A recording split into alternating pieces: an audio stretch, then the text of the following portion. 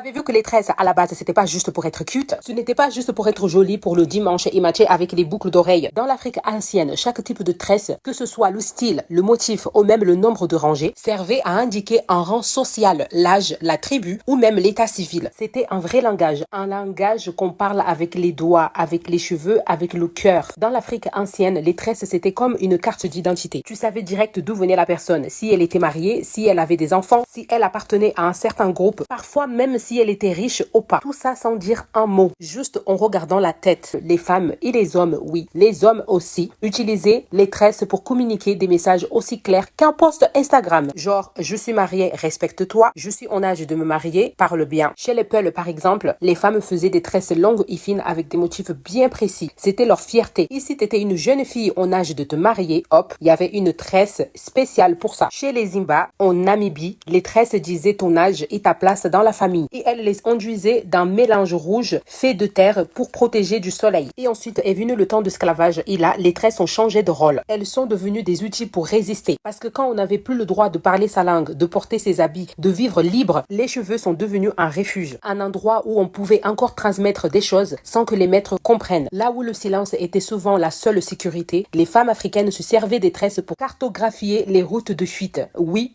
des GPS avant l'iPhone. Une tresse bien faite pouvait contenir un message. Par exemple, suis cette ligne, tourne à gauche à la rivière et hop, la liberté. Et si ça te semble fou, accroche-toi. Elle cachait aussi des graines dans les tresses et je pense beaucoup d'entre vous, vous le savez déjà. Oui, des vrais riz et du maïs. Elle les cachait là, près du cuir chevelu, dans les tresses pour pouvoir nourrir les enfants en cas de fuite. Une cantine secrète attachée à la tête. Donc la prochaine fois que vous allez vous coiffer, rappelez-vous, c'est un héritage, une culture, une force. Et la prochaine fois que quelqu'un te dit « Waouh, c'est joli, ça t'a pris combien de temps ?» Tu diras quelques heures et 400 ans d'histoire. Allez, bisous mes étoiles, soyez bénis.